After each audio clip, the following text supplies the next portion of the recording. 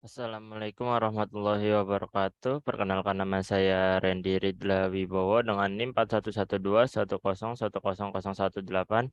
Saya mahasiswa dari Universitas Mercubuana, Fakultas Teknik Sipil. Saya di sini ingin menjelaskan atau menjawab beberapa soal yang diberikan.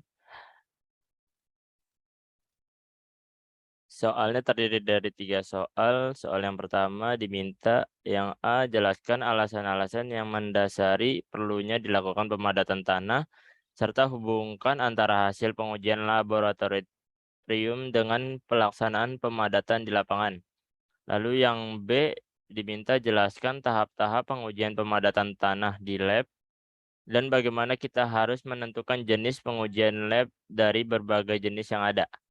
Yang C, jelaskan pelaksanaan pemadatan di lapangan, pemilihan alat-alatnya, faktor-faktor yang mempengaruhi hasil pemadatan, serta hasil pengujian untuk mengecek hasil pemadatan di lapangan.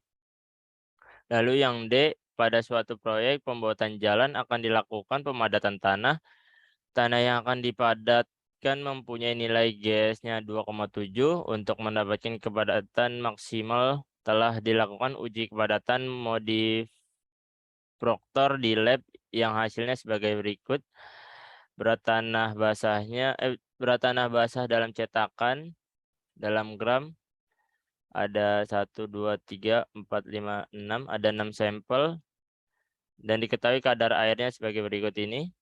Lalu berat moldnya itu 4072 gram, diameternya dalam milimeter itu 152 milimeter.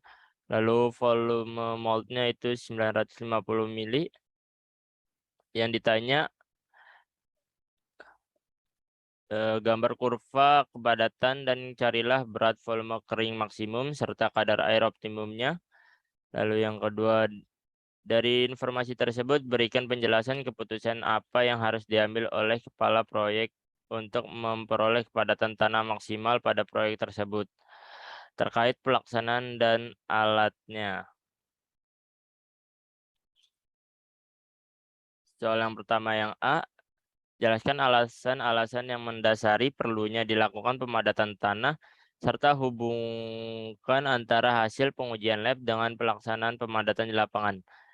Alasannya adalah karena tujuan pemadatan itu sendiri ialah untuk memperoleh stabilitasi tanah dan memperbaiki sifat-sifat teknisnya.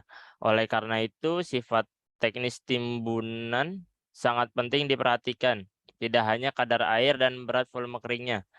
Jadi hubungan antara hasil pengujian lab dan pemadatan di lapangan yaitu hasil dari pengujian di lab adalah memperoleh kadar air optimum dan berat volume kering maksimum. Maka keterkaitan antara pengujian pemadatan tanah di lab dan di lapangan ialah sebagai nilai banding yang nantinya itu akan diakumulasikan menjadi satu hasil pengujian. Lalu soal yang B, jelaskan tahap-tahap pengujian lab pemadat Jelaskan tahap-tahap pengujian pemadatan di lab dan bagaimana kita harus menentukan jenis pengujian lab dari berbagai jenis yang ada. Eh, Tahap-tahap pengujiannya atau langkah kerjanya, yang pertama kita siapkan alat dan bahan yang dibutuhkan, lalu letakkan sampel tanah ke atas talam besar, lalu bentuk beberapa bagian secara merata, lalu hitung tinggi, diameter, dan timbang mold. Setelah itu kita oleskan oli ke dalam mold menggunakan kuas secara merata.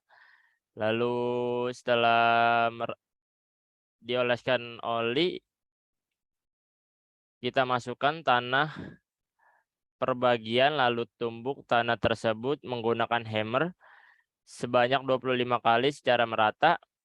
Lalu kita ulangi hingga lapisan tanah ketiga. Setelah terbentuk 3 lapisan tanah, timbang tanah dan mold tersebut. Lalu keluarkan tanah dari mold menggunakan extruder.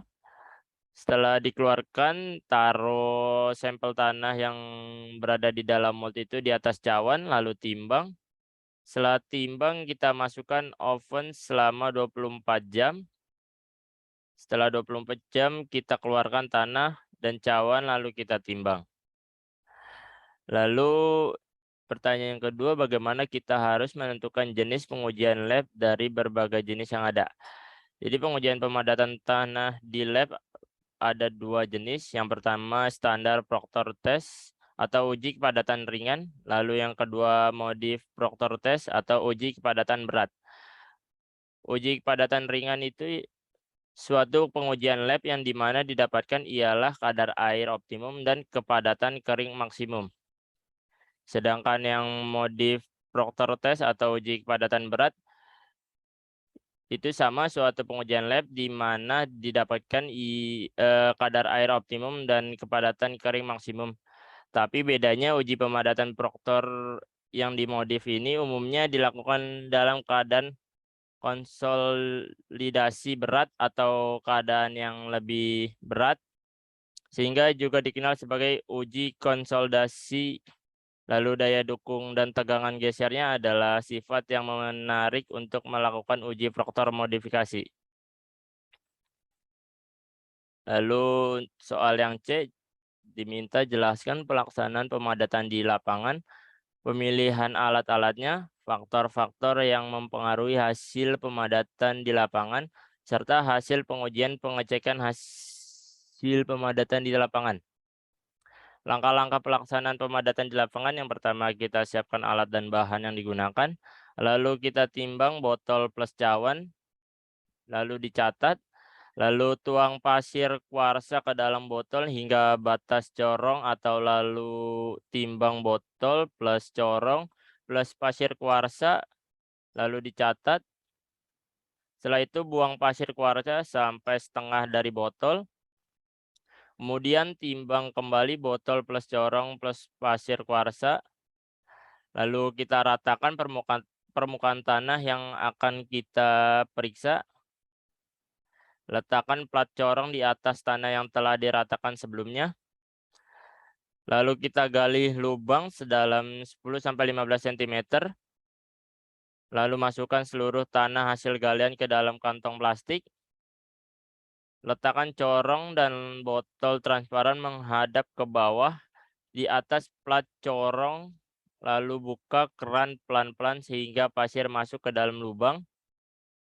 Setelah itu tutup keran setelah pasir kuarsanya terisi. Kemudian angkat corong dan botol transparan. Lalu ambil pasir kuarsanya dan masukkan ke dalam kantung plastik. Setelah itu angkat plat dan timbang sisa hasil pasir kuarsa tersebut. Lalu keluarkan sampel tanah dari plastik, kemudian sampel tanah dimasukkan ke dalam cawan dan timbang nantinya. Sampel tanah dimasukkan ke dalam oven dengan suhu 105 derajat sampai 110 derajat Celcius selama 24 jam. Setelah itu keluarkan sampel tanah, lalu timbang dan catat. Setelah itu botol transparan diisi dengan air, kemudian timbang berat botol transparan plus corong plus air, lalu dicatat. Setelah itu alat-alat yang digunakan untuk kepadatan tanah di lapangan. Yang pertama ada botol transparan, yang kedua corong, lalu ada plat corong pasir, ada sendok, linggis, cawan, pasir kuarsa, meteran, plastik, sarung tangan, dan timbangan. Lalu untuk faktor-faktor yang mempengaruhi hasil pemadatan, yang pertama ada kondisi alat pemadatan yang digunakan, lalu ada pengaruh usaha atau energi yang digunakan untuk pemadatan, yang ketiga ketebalan lapisan tanah, yang keempat kadar airnya, yang kelima jenis tanahnya. Lalu dalam mengecek hasil pemadatan di lapangan dapat menggunakan CBR atau California Bearing Ratio, yaitu perbandingan antara tegangan penetrasi suatu lapisan tanah atau perkerasan terhadap tegangan penetrasi bahan standar dengan kedalaman dan kecepatan penetrasi yang sama. Lalu dinyatakan dalam persen. Nilai yang tertera pada CBR ini dipakai sebagai dasar perencanaan perkerasan yang dapat pada timbunan jalan, Jumlahnya tergantung pada beberapa kelas jalan yang diinginkan. Lalu kondisi tanah dasarnya akan semakin baik apabila jumlah nilai CBR-nya pun semakin naik atau semakin tinggi. Lalu uji CBR ini dilakukan untuk mengetahui daya dukung dari tanah dasar jalan tersebut. Lalu yang D, dari tabel soal sebelumnya, besar tanah basah dalam cetakan dalam satuan gram, lalu ada kadar airnya dalam satuan persen, ada 6 sampel, lalu diketahui berat moldnya itu 4072 gram, diameternya itu 152 mm, volume moldnya itu 950 mili, GS-nya itu 2,7. Diminta gambarkan kurva kepadatan dan carilah berat volume kering maksimum serta kadar air optimum tanah yang diuji. Dari tabel yang sebelumnya kita buat tabel baru, lalu kita masukkan berat tanah basah dalam cetakannya. Di sini ada 7.663, lalu 7.921, 8.213, lalu ada 8.127, ada 8.112, lalu ada 7.912. Lalu kita menggunakan volume cetakannya itu 950 dari soal ini. Lalu kadar airnya kita masukkan yang dari tabel ini.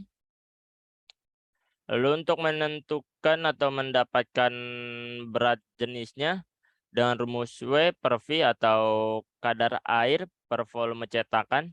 Jadi 6% per 950 didapatkan 8,07 untuk sampel yang pertama. Untuk sampel yang kedua 8% dibagi 950 itu 8,39. Lalu sampel yang ketiga 10% dibagi atau per 950 didapatkan 8,65. Lalu untuk yang sampel yang keempat 12% per 950 didapatkan 8,55. Untuk sampel yang kelima 14% per 950 itu 8,54. Untuk yang sampel keenam 16% per 950 didapatkan 8,33. Lalu kita mencari berat volume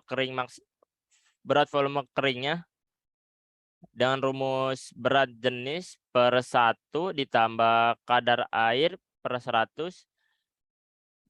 Yang sampel pertama berat isinya itu 8,07 per 1 ditambah W-nya itu 6% per 100 didapatkan 7,610. Lalu sampel yang kedua itu 8,39 per 1 ditambah 8% per 100 didapatkan 7,769. Lalu untuk yang sampel ketiga 8,65 per 1 ditambah 10% per 100 didapatkan 7,859. Lalu untuk sampel yang keempat 8,55 per 1 ditambah 12% per 100 hasilnya 7,638. Lalu untuk sampel yang kelima 8,54 per 1 ditambah 14% per 100 hasilnya itu 7,490. Untuk sampel yang terakhir 8,33 per 1 ditambah 16% per 100 hasilnya itu 7,180. Maka didapatkan volume kering maksimumnya itu 7,859. Kita lihat dari hasil yang terbesar, terbesar itu 7,859 gram per sentimeter kubik, maka kadar air optimumnya itu 10%. Lalu untuk kurvanya sebagai berikut. Untuk memudahkan membuat kurvanya, kita bisa membuat dengan Excel dengan memasukkan X-nya itu dengan kadar airnya, Y-nya itu dengan berat volume keringnya, maka didapatkan grafiknya sebagai berikut ini. Lalu penjelasan keputusan apa yang harus diambil. Untuk memenuhi kadar air yang kita butuhkan harus mempunyai nilai sebesar 10% dengan berat volume keringnya sebesar 7,859 untuk memenuhi kadar air optimum dan volume kering maksimumnya. Lalu untuk soal yang kedua, soalnya yaitu suatu profil tanah terdiri dari sand setebal 4 meter. Untuk rho-nya itu 1,9 ton per meter kubik. Lalu untuk rosatnya itu sama dengan 2 ton per meter kubik. Dan di bawahnya ada lapisan compressible silt clay dengan tebal 8 meter. Dengan nilai rho-nya itu 1,6 ton per meter kubik. Lalu untuk rosatnya itu 1,7 ton per meter kubik. Lalu muka air tanah berada pada dasar lapisan pertama pada 4 meter di bawah muka tanah.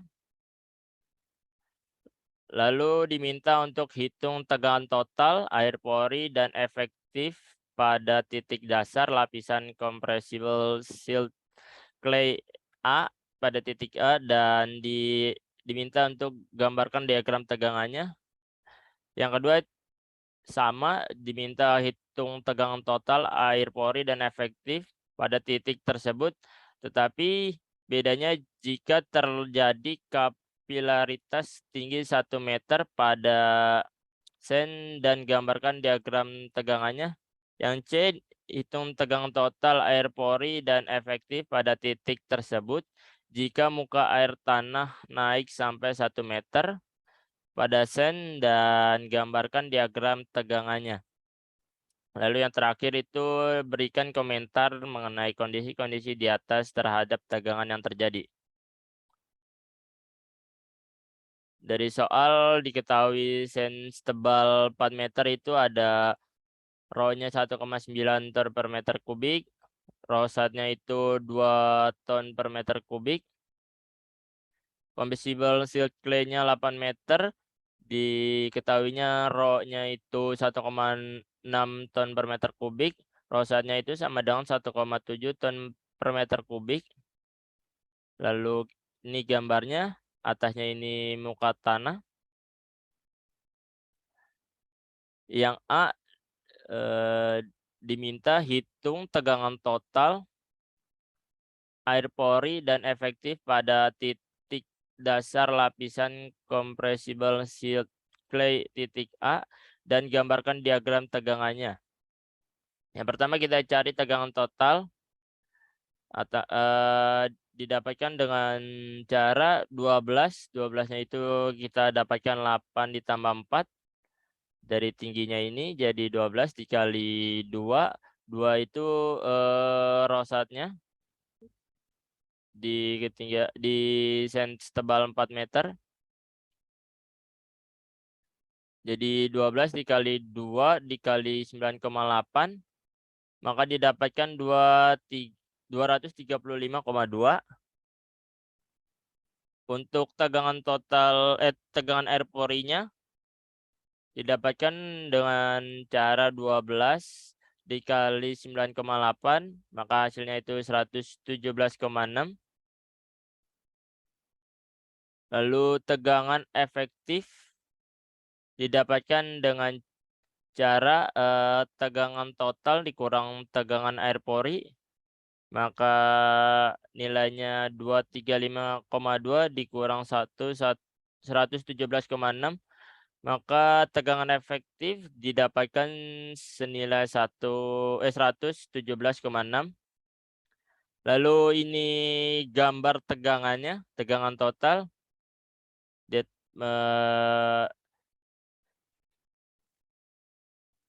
Ditarik kanan ini Ini tegangannya sejauh 235,2. Ini untuk tegangan totalnya, tegangan porinya itu 117,6. Untuk tegangan efektifnya itu 117,6. Maaf ini kurang 6-nya, 0,6-nya. Lalu yang B, hitung tegangan total air pori dan efektif pada titik tersebut jika terjadi kapilaritas setinggi 1 meter pada sen dan gambarkan diagram tegangannya. Yang pertama kita lihat gambar dari yang sebelah sini. Muka air tanahnya itu berarti tingginya 1 meter.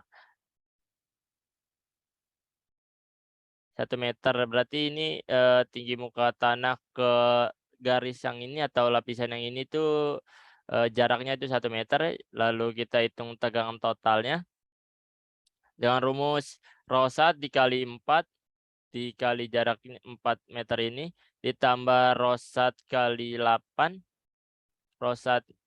Jadi ρ1-nya kali 4 ini berarti ρ1 yang sen, lalu yang ini yang kali 8 itu menggunakan yang silt clay ini. Maka kita masukkan nilainya, ρ1 yang sennya itu 2, jadi 2 kali 4 ditambah ρ1 yang silt clay-nya itu 1,7, jadi 2 kali 4 ditambah 1,7 kali 8, maka didapatkan nilainya 21,6 ton per meter kubik. Lalu untuk tegangan air porinya, Rho itu atau berat volume air. Berat volume air ini kita menggunakan 1, nilainya itu 1. Lalu 12-nya itu didapatkan dari jumlah jarak ini 4 ditambah 8. Untuk min 1-nya ini kita dapatkan dari jarak muka air tanah. Kenapa minus? Karena muka air tanahnya ini berada di atasnya. Jadi minus. Jadi rho W dikali jumlah dari total jarak ini dikurang muka air tanah, jarak muka air tanahnya. Jadi 1 dikali 12 dikurang minus 1, jadi 12 ditambah 1 hasilnya 13, maka 1 kali 13 hasilnya 13 ton per meter kubik. Lalu untuk tegangan efektifnya sama caranya, tegangan total dikurang tegangan air pori. Tegangan totalnya itu 21,6, lalu tegangan air porinya itu 13, maka didapatkan tegangan efektifnya 8,6 ton per meter kubik.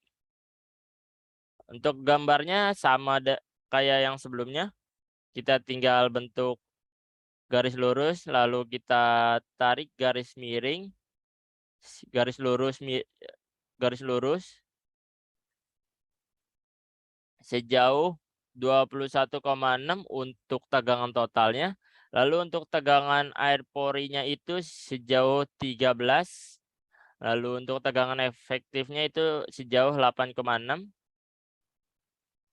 Lalu yang C, diminta hitung tegangan total air pori dan efektif pada titik tersebut jika muka air tanah naik sampai 1 meter pada sen dan gambarkan diagram tegangannya. Yang C ini sama kayak perhitungan yang B ini. Jadi gambarnya itu sama menggunakan yang ini, muka tanahnya itu jaraknya 1 meter.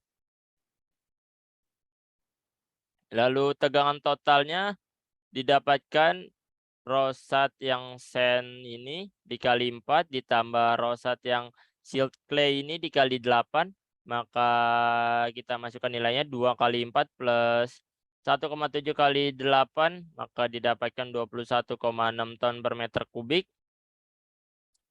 Lalu untuk yang tegangan air porinya sama, rho W-nya atau berat volume airnya itu kita tetap menggunakan 1. Lalu 12-nya itu kita dapatkan dari jarak atau jarak keseluruhan dari penjumlahan 4 ditambah 8 dikurang -1 ini kita dapatkan karena muka air tanahnya itu berada di atas dari garis, sen ini. Maka, rumusnya itu rho W dikali jumlah jarak kedua ini, dikurang dari jarak muka tanah dari di atas sen ini, maka didapatkan angkanya 1 dikali 12 dikurang -1, jadi 12 ditambah 1, 13, jadi 1 kali 13, 13, 13 ton per meter kubik. Lalu tegangan efektifnya kita dapatkan dengan rumus yang sama, tegangan total dikurang tegangan air pori, 21,6 dikurang 13, hasilnya 8,6. Untuk gambarnya juga sama, tinggal kita tarik garisnya sejauh 21,6 untuk tegangan total, tegangan air porinya sejauh 13, untuk tegangan efektifnya sejauh 8,6. Lalu kita diminta berikan komentar mengenai kondisi-kondisi di atas terhadap tegangan yang terjadi.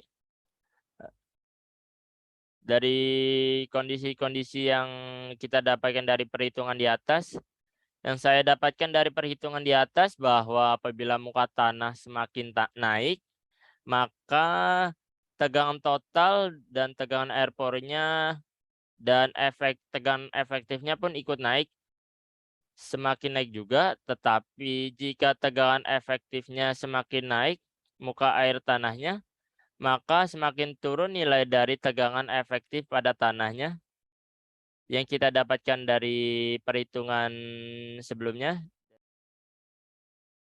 Selanjutnya soal nomor 3. Soal nomor 3, potongan bendungan ditunjukkan pada gambar di bawah ini. Gambarnya itu yang paling bawah ini suatu bendungan dengan koefisien permeabilitas tanahnya sebesar 3 kali 10⁻⁷ meter per sekon. Lalu kita diminta untuk gambarkan jaringan aliran untuk rembesan di bawah suatu strukturnya. Jadi kita diminta untuk membuat gambar jaringan aliran di bawah bendungan ini. Lalu yang kedua kita diminta gambarkan diagram gaya angkat pada dasar struktur. Sebelum kita menggambar diagram gaya angkatnya, kita harus mencari tegangan di setiap jaringan aliran yang berada di bawah bendungan ini. Ini kita pindahkan gambarnya ke sini. Untuk yang A, gambarkan jaringan aliran. Jadi ini suatu bendungan, jaringan alirannya terdiri dari 7, yaitu A, B, C, D, E, F, G. Lalu garis yang melengkung ini itu namanya flownet, lalu yang ke bawah ini namanya ekipotensial. Lalu kita untuk yang B-nya itu kita cari delta H-nya, HL per ND. HL-nya itu 15. HL itu tinggi dari tegangan total yang di atas ini 15 meter. Lalu ND-nya itu 8. 8 itu dapat dari ini kan untuk jaringan aliran rembesan yang di bawah ini mempunyai 7 titik.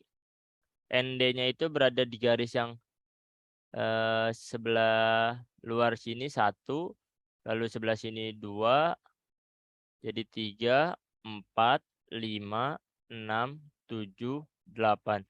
Jadi ND-nya itu memiliki 8 garis. Jadi saya ini 1, lalu 2, 3, 4, 5, 6, 7, 8. Jadi ND-nya itu 8. Jadi 15/8 itu hasilnya 1,875 meter. Untuk tegangan gaya angkatnya itu rumusnya HL atau tinggi tegangan total ditambah H tinggi per titik A, B, C, D, E, F, G, lalu tingginya itu kita dapatkan, nilainya itu 3 karena ini merata, bidangnya itu rata dan diketahui dari soal ini dari garis yang sebelah sini ke sini itu 3 maka HA sampai HG itu nilainya itu 3 lalu dikurang jumlah jaringan air yang dilewati, jumlah jumlah jaringan air. Jadi yang dilewati itu misalkan di sini titik A berarti ND-nya itu yang jaringan yang kita lewati itu berarti 1. Jadi untuk contohnya di jaringan yang A itu berarti jumlah jaringan air yang dilewati 1, lalu delta H-nya itu kita dapatkan dari yang ini, delta HL atau tinggi tegangan total per ND, lalu rho W-nya itu atau berat volume keringnya itu, kita tetap menggunakan, 1 nilainya. Untuk titik yang A jadi tegangan angkat di titik A, jadi angkanya HL itu 15 dari gambar, lalu H berarti di sini HA-nya itu 3 karena di gambar ini dari dasar ini ke garis yang ini tuh 3 tingginya, maka nilai di sini 3 dikurang jumlah jaringan air yang dilewati berarti ini 1 karena di sini kan tadi ada ND-nya. 1 dikali delta H-nya itu 1,875 lalu dikali 1 maka hasilnya itu 15 ditambah 3 dikurang 1,875 hasilnya itu 16,125 ton per meter persegi. Lalu untuk titik B-nya sama, HL-nya itu tinggi tegangan totalnya itu 15. Berarti di sini HB-nya itu 3 karena HA sampai HG itu nilainya 3 dikurang 2 2 itu didapatkan jumlah jaringan air yang dilewati di titik B, berarti titik B-nya itu di sebelah sini, berarti di sini ada ND1, berarti di sini N1, lalu di sini garis ND2-nya, berarti jumlah jaringan air yang dilewati itu 2 dikali 1,875 itu delta H-nya dikali 1 rho W-nya atau berat volume airnya.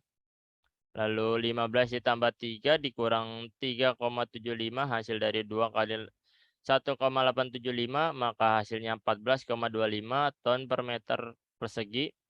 Lalu untuk titik C-nya HL-nya itu 15 ditambah 3 dikurang 3 jumlah jaringan air yang dilewati jadi sini 1, 2, 3, sini titik C-nya. Jadi 15 ditambah 3 dikurang buka kurung 3 dikali 1,875 tutup kurung dikali 1. Jadi 15 ditambah 3 dikurang 5,625 yaitu 12,375 ton per meter persegi didapatkan untuk titik C-nya. Lalu titik D-nya sama, jadi 15 ditambah 3 dikurang jumlah jaringan air yang dilewatinya itu 4, berarti 1, 2, 3, 4. Di sini kan di titik D-nya, jadi yang dilewati itu 4. Jadi 15 ditambah 3 dikurang buka kurung 4 dikali 1,875 tutup kurung dikali 1. Lalu 15 ditambah 3 dikurang 7,5 maka titik D-nya itu didapatkan tegangannya 10,5 ton per meter persegi. Untuk titik E-nya 15 ditambah 3 dikurang buka kurung 5 karena ND-nya atau jaringan air yang kita lewatinnya 5 karena di titik E maka 5 dikali 1,875 tutup kurung kali 1 jadi 15 ditambah 3 dikurang 9,375 maka didapatkan 8,625 ton per meter kubik untuk titik E-nya. Untuk titik F-nya itu didapatkan 15 ditambah 3 dikurang 6 6 itu jumlah jaringan air yang dilewati karena di titik F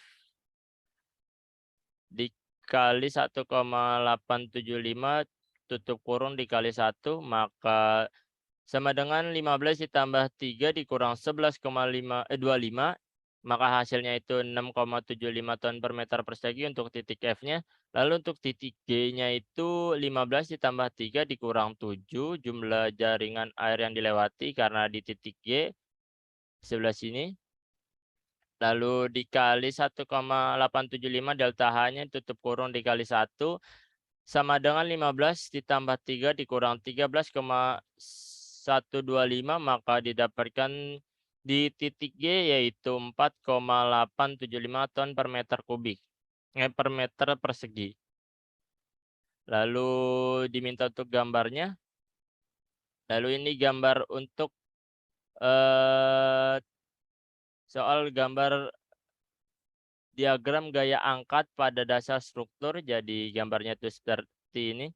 Ini itu titik 16,125, ini titik 14,25, yang ini itu titik 12,375, yang ini titik 10,5, yang ini titik 8,625, lalu yang ini titik 6,75, yang ini titik 4,875. Jadi itu saja yang bisa saya sampaikan. Kurang lebihnya saya mohon maaf. Wassalamualaikum warahmatullahi wabarakatuh.